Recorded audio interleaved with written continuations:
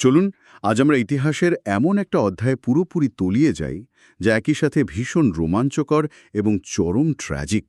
হ্যাঁ, আর আজকের এই বিস্তৃত আলোচনার ভিত্তি কিন্তু অত্যন্ত চমৎকার এবং তথ্যবহুল একটি বই। একদম তাই। আলোচনার শুরুতেই বইয়ের নাম, লেখক এবং আমরা ঠিক কতটুকু বিষয় নিয়ে কথা বলবো সেটা পরিষ্কার করে নেওয়া দরকার।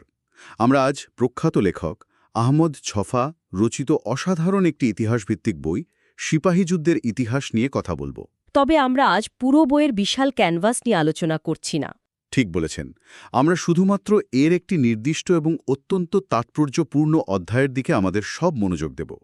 অধ্যায়টির নাম হচ্ছে ৩ এই সে দিল্লি, এই সে নগরী। এই নির্দিষ্ট অংশটুকু বেছে নেওয়ার একটা বড় কারণ আছে।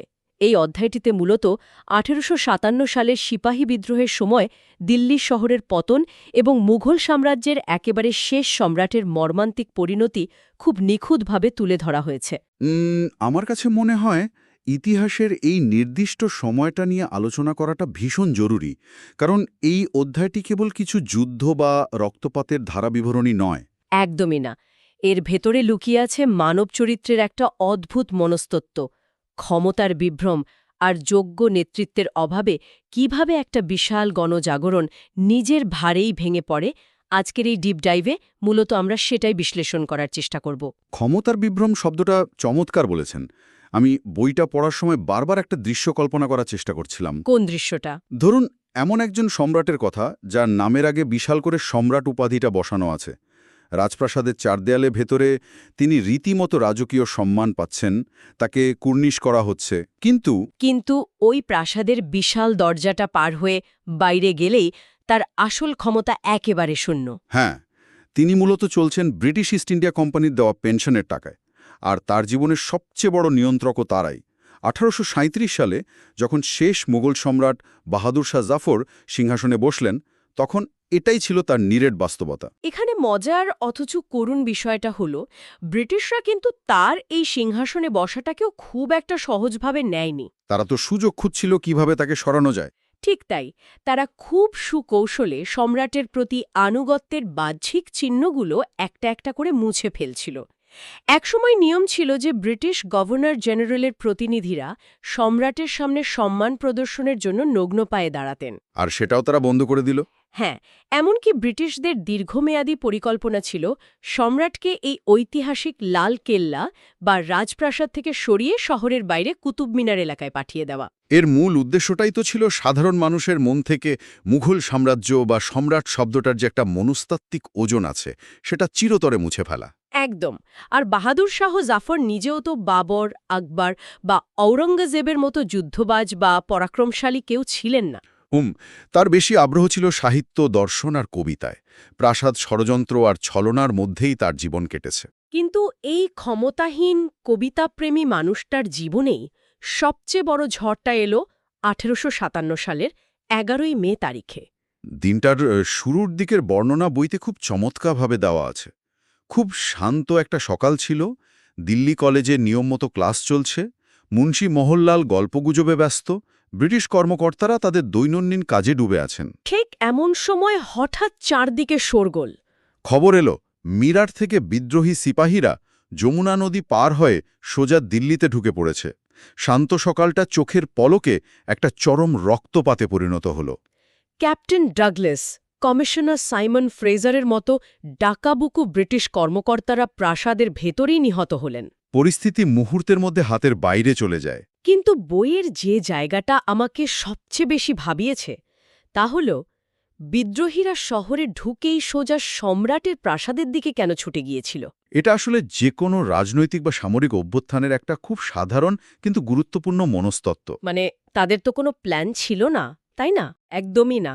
সিপাহীদের মনে ব্রিটিশদের প্রতি পুঞ্জীভূত ক্ষোভ ছিল, তাদের হাতে অস্ত্র ছিল, কিন্তু তাদের কোনো সুনির্দিষ্ট রাজনৈতিক উদ্দেশ্য বা নতুন কোনো রাষ্ট্রকাঠামোর পরিকল্পনা ছিল না। তাহলে সম্রাটের কাছে কেন গেল তারা? কারণ তাদের সবচেয়ে বেশি যে জিনিসটার প্রয়োজন ছিল তা হল বৈধতা বা লেজিটিমেসি। এই বিদ্রোহটাকে ভারতের আপামর জনতার কাছে গ্রহণযোগ্য করতে হলে এমন একজন নেতার প্রয়োজন ছিল যার প্রতি মানুষের শত শত বছরের একটা ঐতিহাসিক ও আবেগপূর্ণ শ্রদ্ধা রয়েছে। আর বাহাদুর শাহ জাফর ছাড়া পুরো ভারতবর্ষে সেই বিকল্প তখন আর কেউ ছিলেন না। ঠিক। কিন্তু সম্রাট নিজে কি আদৌ এই দায়িত্ব নিতে প্রস্তুত ছিলেন? বই পড়ে তো মনে হলো তিনি রীতিমতো ফাঁদে পড়ে গিয়েছিলেন। একদম ফাঁদেই পড়েছিলেন বলা যায়। তিনি নিজে তো এই নেতৃত্ব চানইনি, বরং শেষ মুহূর্ত পর্যন্ত তিনি ব্রিটিশদের সাহায্যের আশায় চিঠি পাঠানোর কথা ভাবছিলেন। কিন্তু যখন হাজার হাজার সশস্ত্র সিপাহী তার প্রাসাদের সামনে এসে দাঁড়ালো তখন তার উপায় ছিল না। হ্যাঁ, পরিস্থিতি তাকে কার্যত বাধ্য করেছিল এই বিদ্রোহের প্রতীকী নেতা হতে। তিনি বুঝতে পারছিলেন যে এই উন্মত্ত জনতার দাবি না মানলে তার নিজের এবং তার পরিবারের জীবনও হুমকির মুখে পড়তে পারে। এই বাধ্য হয়ে কোনো পূর্ব প্রস্তুতি ছাড়া নেতা হওয়ার পরিণতি যে কতটা ভয়াবহ হতে পারে সেটা দিল্লির পরবর্তী শাসনতান্ত্রিক বিশৃঙ্খলা দেখলেই খুব পরিষ্কার হয়ে যায়। বিশৃঙ্খলা শব্দটা আসলে ওই পরিস্থিতির জন্য খুবই ছোট একটা শব্দ। আমি বইয়ের একটা অংশে এসে তো রীতিমতো অবাক হয়েছি। বিদ্রোহীরা নাকি দিল্লি শহর চালানোর জন্য একটা 10 সদস্যের সামরিক ও বেসামরিক কমিটি গঠন করেছিল। হ্যাঁ, শুনতে তো বেশ আধুনিক এবং গণতান্ত্রিক মনে হচ্ছে। কিন্তু বাস্তবে এই কমিটির কার্যক্রম কেমন ছিল? কাগজে কলমে এটা গণতান্ত্রিক বা আধুনিক মনে হলেও বাস্তবে এর চেয়ে অকার্যকর আর কিছু হতে পারে না। শহর চালানোর মতো কোনো শাসনতান্ত্রিক অভিজ্ঞতাই তাদের ছিল না। তারা তো শুধু যুদ্ধ করতে জানত। সেটাই। এই কমিটি মূলত চলত অন্তহীন তর্কবিতর্ক আর সংখ্যাধিক্যের মতামতের উপর ভিত্তি করে। কিন্তু তাদের নেওয়া কোনো সিদ্ধান্ত মাঠ পর্যায়ে বাস্তবায়ন করার মতো কোনো চেন অফ কমান্ড বা প্রশাসনিক কাঠামো ছিল না। সবাই নেতা হতে চাইছিল, কিন্তু দায়িত্ব নেয়ার কেউ ছিল না। একদম। আর এই প্রশাসনিক শূন্যতা এবং শৃঙ্খলার অভাবের সুযোগটা নিয়েছিল খোদ সম্রাটের নিজের লোকেরাই। হ্যাঁ, মির্জা মোগল, আবু বকরের মতো শাহজাদারা। এই চরম বিশৃঙ্খলার সুযোগে তারা সাধারণ মানুষ, ব্যবসায়ী, এমনকি খোদ সম্রাটের আদেশ অমান্য করে পুরো শহর জুড়ে অবাধে লুটরাজ চালাতে শুরু করে। বইতে ইমানি বেগম নামের এক নারীর কথা উল্লেখ আছে। ওই ঘটনাটা, তিনি তো খোদ সম্রাটের দরবারে গিয়ে অভিযোগ করেছিলেন যে শাহজাদা আবু বকর মদ্যপ অবস্থায় তার বাড়িতে হামলা চালিয়েছেন। ভেবে দেখুন অবস্থাটা। সাধারণ মানুষ এক পর্যায়ে ইংরেজদের চেয়েও এই তথাকথিত মুক্তিদাতা বিদ্রোহী সিপাহী আর শাহজাদাদের অত্যাচারে বেশি অতিষ্ঠ হয়ে উঠেছিল। এই পরিস্থিতিটা আসলে আমাদের একটা খুব রূঢ় সত্যের মুখোমুখি দাঁড় করায়। লক্ষ্যহীন একটি সশস্ত্র গোষ্ঠী যখন হঠাৎ করে জবাবদিহিহীন ক্ষমতার স্বাদ পায়, তখন তারা নিজেদের রক্ষক থেকে খুব দ্রুত ভক্ষকে পরিণত হয়। কেবল আবেগ এবং সৈন্য সংখ্যা দিয়ে তো আর যুদ্ধ জয় করা যায় না। শৃঙ্খলার অভাব এবং যোগ্য সামরিক ও বেসামরিক প্রতিভার শূন্যতাই ছিল বিদ্রোহীদের সবচেয়ে বড় দুর্বলতা। তারা ভাঙতে জানত, কিন্তু গড়তে জানত না। এই গড়ার অক্ষমতার মধ্যেও কিন্তু সম্রাটের অসহায়ত্ব এবং একই সাথে তার একটি দারুণ রাজনৈতিক কৌশলের কথা না বললেই নয়। একদিকে রাজকোষ পুরোপুরি শূন্য, সৈন্যদের বেতন দেওয়ার টাকা নেই।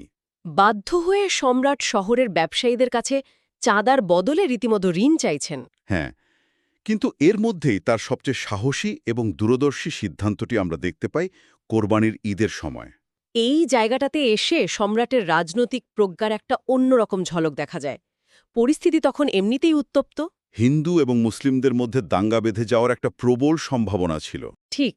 সম্রাট খুব ভালো বুঝতে পেরেছিলেন যে কোরবানির ঈদে গরু জবাইকে কেন্দ্র করে যদি একবার সাম্প্রদায়িক দাঙ্গা শুরু হয়, তাহলে ব্রিটিশদের বিরুদ্ধে এই ঐক্যবদ্ধ সংগ্রাম ভেতর থেকেই ধ্বংস হয়ে যাবে। তাই তিনি অত্যন্ত সাহসিকতার সাথে অনেক পক্ষের চাপ থাকা সত্ত্বেও গরু কোরবানি সম্পূর্ণ নিষিদ্ধ করেন। শুধু তো নিষিদ্ধ করেই ক্ষান্ত হননি, তিনি নিজে ঈদগাহের ময়দানে একটি ভেড়া কোরবানি দিয়ে দৃষ্টান্ত স্থাপন করেছিলেন, যাতে সাধারণ মানুষের কাছে একটা পরিষ্কার বার্তা যায়। চরম বিশৃঙ্খলার মধ্যেও এমন একটা সম্ভাব্য ভয়াবহ দাঙ্গা এড়াতে পারাটা আসলেই একটা মাস্টার স্ট্রোক ছিল। অবশ্যই। আচ্ছা, এবার চলুন দৃশ্যপটটা একটু পরিবর্তন করি। ভেতরে যখন এই চরম অরাজকতা, হতাশা আর লুটতরাজ জ্বলছে, তখন শহরের বাইরে উঁচু টিলার ওপর, যাকে রিজ বলা হতো, সেখানে ব্রিটিশ শিবিরের ছবিটা কেমন ছিল? ভৌগোলিকভাবে এই রিজ এলাকাটা উঁচুতে থাকায় ব্রিটিশরা সেখান থেকে পুরো শহরের উপর নজর রাখতে পারছিল ঠিকই, কিন্তু তাদের টিকে থাকার লড়াইটাও তো মোটেও সহজ ছিল না। রসদ সংকট, তার ওপর কলেরার মহামারী। হ্যাঁ, প্রথম দিকে অবস্থা এতটাই নাজুক ছিল যে অনেকেই ভেবেছিল তারা হয়তো এই লড়াইয়ে টিকতেই পারবে না। একদিকে প্রচণ্ড গরম, তার মধ্যে তাদের একের পর এক সেনাপতি মারা যাচ্ছেন। জেনারেল আনসন মারা গেলেন, এরপর যিনি দায়িত্ব নিলেন সেই জেনারেল বার্নার্ডও মারা গেলেন। এরপর রিড অ্যালেন। সব মিলিয়ে ব্রিটিশ শিবিরও একটা চরম মনস্তাত্ত্বিক এবং শারীরিক সংকটের মধ্যে দিয়ে যাচ্ছিল। কিন্তু এখানেই একটা অদ্ভুত বৈপরীত্য আছে। একদিকে দিল্লির ভেতরে খাদ্য আর বারুদের তীব্র সংকট, মানুষ হাহাকার করছে, দোকানপাট বন্ধ। অন্যদিকে ব্রিটিশ শিবিরে তখন রীতিমতো পিক অ্যান্ড অ্যালেন তাদের দোকান খুলে বসেছে। হ্যাঁ, আর সবচেয়ে চমকপ্রদ তথ্য হল জাহাঙ্গীর এবং কাওয়াসচির মতো পার্সির ব্যবসায়ীদের কথা। অবিশ্বাস্য ব্যাপার, দুজন পার্সি ব্যবসায়ী এই যুদ্ধের ময়দানে ওই ব্রিটিশ শিবিরে মাত্র ৫ টাকা ডজন দরে সেরা ইংলিশ বিয়ার, ব্র্যান্ডি আর সোডা ওয়াটার বিক্রি করছেন। এটা পড়ার পর আমার মনে হচ্ছিল, একটা যুদ্ধের ময়দানে এমন দৃশ্য কিভাবে সম্ভব। এই দৃশ্যটাই আসলে প্রমাণ করে কেন ব্রিটিশরা শেষ পর্যন্ত জিতেছিল। এটাকে আমরা বলতে পারি ব্যুরোক্রেসি অফ ওয়ার বা যুদ্ধের আমলাতন্ত্র। ব্যাপারটা একটু বুঝিয়ে বলবেন। ব্রিটিশরা এই যুদ্ধটাকে কোনো আবেগী বা ধর্মীয় উন্মাদনা হিসেবে দেখেনি। তারা এটাকে দেখেছিল একটা লজিস্টিক্যাল প্রজেক্ট বা রসদ সরবরাহের বিশাল কর্মযজ্ঞ হিসেবে। বিয়ার বা সোডার ব্যাপারটা শুনতে হাস্যকর লাগলেও এটা আসলে প্রমাণ করে যে চরম প্রতিকূলতার মধ্যেও ব্রিটিশরা তাদের সাপ্লাই চেইন ঠিক রাখতে পেরেছিল। বিশেষ করে পাঞ্জাবের সাথে তাদের যোগাযোগের পথ খোলা ছিল। একদম। অন্যদিকে বিদ্রোহীরা বারবার শুধু একটা দিক থেকে, অর্থাৎ ডান দিক থেকে অপরিকল্পিতভাবে আক্রমণ করে যাচ্ছিল। তারা কখনোই চারদিক থেকে ঘিরে ব্রিটিশদের এই সাপ্লাই লাইন পুরোপুরি বিচ্ছিন্ন করার মতো কৌশলগত বুদ্ধিমত্তার পরিচয় দিতে পারেনি। ব্রিটিশ শিবিরের ভেতরের মানুষগুলোর দিকে তাকালেও এই প্রফেশনালিজমের ছাপ পাওয়া যায়। সেখানে বিভিন্ন মেজাজ এবং দক্ষতার অদ্ভুত সব চরিত্র জড়ো হয়েছিল। একদিকে ছিলেন জন নিকলসনের মতো মানুষ, অত্যন্ত বদমেজাজি, নির্মম, অথচ অকুতোভয় একজন সেনাপতি, যিনি দিন-রাত এক করে কাজ করতেন। আবার অন্যদিকে ছিলেন আর্চডেল উইলসন, যিনি ছিলেন অত্যন্ত ধীরস্থির, সতর্ক এবং হিসেবি। আর ছিলেন বেয়ার্ড স্মিথ এবং আলেকজান্ডার টেইলরের মতো অসাধারণ তরুণ ইঞ্জিনিয়াররা, যারা তলোয়ার নিয়ে লাফিয়ে পড়ার বদলে তাঁবুর ভেতরে বসে খাতা কলমে হিসাব কষে নগরী দখলের নীল নকশা তৈরি করছিলেন। এই চরিত্রগুলোর বৈচিত্র্যই কিন্তু ব্রিটিশদের সবচেয়ে বড় শক্তি ছিল। নিকলসনের আগ্রাসী মনোভাব আর উইলসনের সতর্কতার মধ্যে একটা চমৎকার ভারসাম্য তৈরি হয়েছিল। আর ওই যে ইঞ্জিনিয়ারদের কথা বললেন, বেয়ার্ড স্মিথের মতো মানুষের ভূমিকা প্রমাণ করে যে আধুনিক যুদ্ধে মগজের শক্তি এবং বিজ্ঞান পেশির শক্তির চেয়ে কতটা বেশি কার্যকর।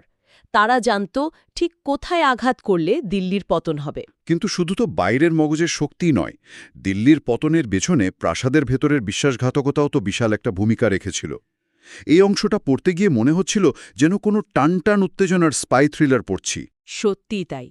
খোদ প্রাসাদের ভেতর থেকেই ব্রিটিশদের কাছে গোপন বার্তা যাচ্ছিল। খোদ সম্রাটের প্রধানা মহিষী বেগম জিনাতমহল থেকে শুরু করে শাহজাদারা পর্যন্ত বুঝতে পেরেছিলেন যে এই বিদ্রোহ টিকবে না। তাই নিজেদের প্রাণ আর ভবিষ্যৎ সুবিধা বাঁচাতে তারা ব্রিটিশ গুপ্তচরদের সাথে গোপন চিঠি চালাচালি করছিলেন। এই বিশ্বাসঘাতকতার পেছনের মনস্তত্ত্বটা যদি আমরা দেখি, তাহলে বুঝব এটা শুধু ব্যক্তিস্বার্থের জন্য ছিল না, এর মূলে ছিল পারস্পরিক অবিশ্বাসের চূড়ান্ত রূপ।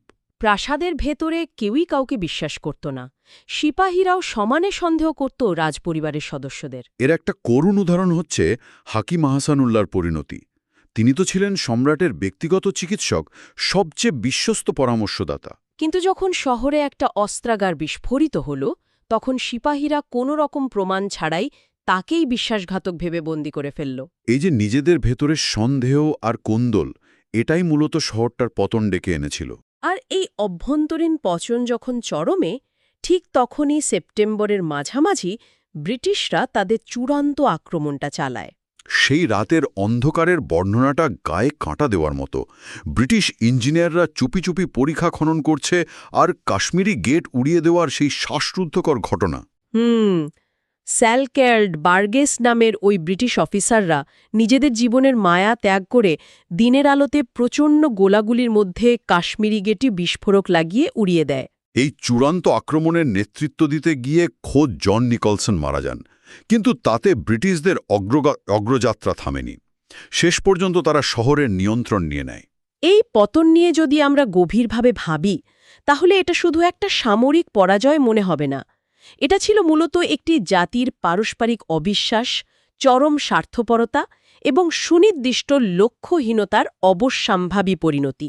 সিপাহীদের সাহস ছিল অদম্য, তারা মৃত্যুর পরোয়া করত না। কিন্তু সেই অন্ধ সাহসকে সঠিক পথ দেখানোর মতো কোনো যোগ্য সেনাপতি তাদের ছিল না। এরপরের দৃশ্যপট এতটাই মর্মান্তিক যে ইতিহাস পড়লে স্তব্ধ হয়ে যেতে হয়। এক সময়ের পরাক্রমশালী মুঘল সাম্রাজ্যের শেষ উত্তরাধিকারী বাহাদুর শাহ জাফর প্রাণের দায়ে হুমায়ুনের মাজারে গিয়ে আশ্রয় নেন। সেখানে ক্যাপ্টেন হডসনের কাছে তিনি আত্মসমর্পণ করেন। কিন্তু সবচেয়ে নিষ্ঠুর ঘটনাটি ঘটে এরপর। হ্যাঁ, ক্যাপ্টেন হডসন সম্রাটকে বন্দী করে নিয়ে আসার সময় ৩ শাহজাদাকে, মির্জা মুঘল, মির্জা খিজির সুলতান এবং আবু বকরকে একটি গরুর গাড়িতে তোলেন।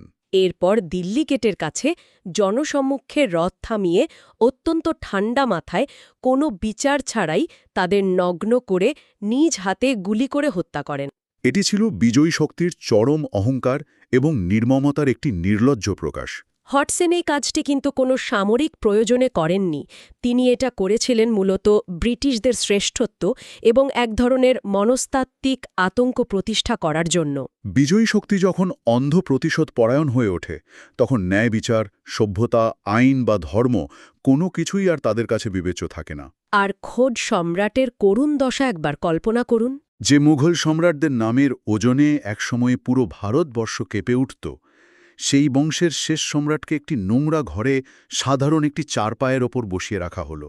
সাধারণ ব্রিটিশ নরনারীরা, এমনকি নিচুতলার সৈনিকরাও তাকে চিড়িয়াখানার খাঁচায় বন্দি প্রাণীর মতো দেখতে আসত আর অবজ্ঞা ভরে তাকাত। তাকে কাগজ কলম পর্যন্ত দেওয়া হয়নি। কয়লা দিয়ে তিনি বদ্ধ ঘরের দেয়ালে নিজের দুঃখের কবিতা লিখতেন। শেষ পর্যন্ত এই বৃদ্ধ সম্রাটকে রেঙ্গুনে নির্বাসিত করা হয়, যেখানে তিনি সম্পূর্ণ নিঃসঙ্গ অবস্থায় মারা যান। সম্রাটের এই পরিণতির পাশাপাশি সাধারণ মানুষের ওপর যে প্রতিশোধের আগুন নেমে এসেছিল, সেটাও তো ভুলে গেলে চলবে না। বিখ্যাত উর্দু কবি মির্জা গালেব এই ধ্বংসলীলা নিজের চোখে দেখেছিলেন। তিনি তার বর্ণনায় লিখেছিলেন, আমার সামনে রক্তের বিশাল দরিয়া। বিজয়ী ব্রিটিশরা শুধু যে বিদ্রোহী সিপাহীদেরই নির্বিচারে হত্যা করেছিল তা নয়, তারা সাধারণ নিরীহ নাগরিক, নারী, শিশু, বৃদ্ধ কাউকেই ছাড়েনি। লুণ্ঠন আর হত্যা এমন পর্যায়ে পৌঁছেছিল যে এককালের ঐশ্বর্যশালী দিল্লি শহরটি কার্যত লাশের স্তূপে পরিণত হয়েছিল। সবচেয়ে মর্মান্তিক বিষয়কে চলে এই যে এই অন্ধ নির্মমতা থেকে খ্রিস্টান ধর্মাবলম্বী ভারতবাসীরাও রক্ষা পায়নি। বইতে প্রফেসর রামচন্দ্রের একটা দারুণ উদাহরণ আছে। তিনি ছিলেন একজন শিক্ষিত মানুষ, খ্রিস্টান ধর্মাবলম্বী এবং ব্রিটিশদের প্রতি ভীষণ অনুগত। বিদ্রোহের সময় তিনি প্রাণের দায়ে পালিয়েছিলেন। কিন্তু ব্রিটিশরা যখন শহর দখল করল, তখন তাকেও চরমভাবে নিগৃহীত হতে হয়েছিল। শুধু গায়ের রং আর দেশীয় পরিচয়ের কারণে ব্রিটিশ সামরিক কর্মকর্তারা তার কোনো যোগ্যতাকে সম্মান দেখায়নি। এখানেই বোঝা যায় যে যুদ্ধের ময়দানে যখন জাতিগত শ্রেষ্ঠত্বের অহংকার আর অন্ধ প্রতিশোধ স্পৃহা কাজ করে, তখন কে মিত্র আর কে নিরীহ সেই বাছবিচার আর থাকে না। তখন পুরোটাই হয়ে যায় পেশিশক্তি আর বর্ণবাদের উল্লাস। আজকের এই পুরো আলোচনার সারমর্ম যদি আমরা টানি, তাহলে একটা বিষয় খুব স্পষ্টভাবে উঠে আসে। একটি সাম্রাজ্য বা রাষ্ট্রের পতন কখনো শুধু বাইরের শক্তির আক্রমণে হয় না। ভেতরের পচন, সুনির্দিষ্ট লক্ষ্যের অভাব আর অযোগ্য নেতৃত্ব কিভাবে একটি বিশাল সম্ভাবনাকে ধ্বংস করে দেয়, 1857 সালের দিল্লির পতন তার সবচেয়ে বড় প্রমাণ। এই ঘটনা থেকে আমাদের বর্তমান সময়ের জন্য অনেক কিছু শেখার আছে। আমরা ব্যক্তিগত জীবনে বা পেশাগত ক্ষেত্রে যে কোনো বড় উদ্যোগ, প্রজেক্ট বা পরিবর্তনের কথাই ভাবি না কেন, শুধু আবেগ বা মানুষের ভিড় কখনো সফলতার নিশ্চয়তা দেয় না। সিপাহীদের সংখ্যা ছিল, আবেগ ছিল, কিন্তু তাদের কোনো ভিশন বা রূপকল্প ছিল না। তারা পুরনো ব্যবস্থাকে ফিরিয়ে আনতে চেয়েছিল, কিন্তু নতুন কোনো পৃথিবীর স্বপ্ন দেখাতে পারেনি। যে কোনো বড় কাজের জন্য শৃঙ্খলা, সুস্পষ্ট পরিকল্পনা এবং দূরদর্শী নেতৃত্ব ছাড়া সব চেষ্টাই যে দিন শেষে ব্যর্থ হতে বাধ্য, ইতিহাস আমাদের বারবার সেই শিক্ষাই দেয়। একদম ঠিক। ইতিহাসের পাতা উল্টাতে উল্টাতে একেবারে শেষে এসে একটি অদ্ভুত সমীকরণ খুব মাথায় ঘুরপাক খায়। শ্রোতাদের জন্য এটা একটা চমৎকার ভাবার বিষয় হতে পারে। বিষয়টা কি? যদি বাহাদুর শাহ জাফর সেদিন শুরু থেকেই নিজের অসহায় ভাগ্য মেনে নিয়ে প্রাসাদের আরাম আর কবিতার খাতা ছেড়ে একজন সত্যিকারের সেনাপতির মতো সামনে থেকে লড়াই করতেন, তবে কি দক্ষিণ এশিয়ার মানচিত্র আজ অন্যরকম হতো? এটা আসলেই ভাবার মতো একটা প্রশ্ন। নাকি ক্ষমতাহীন একটি সাম্রাজ্যের প্রতীকী তকমা নিয়ে বেঁচে থাকার চেয়ে রণাঙ্গনে মর্যাদার সাথে মৃত্যুবরণ করাই তার জন্য বেশি সম্মানজনক ছিল? এই প্রশ্নটা ইতিহাসের এক অমীমাংসিত অধ্যায় হয়েই রইল। আমাদের আজকের বিস্তারিত আলোচনা এখানেই শেষ করছি। কথা হবে পরের আলোচনায়।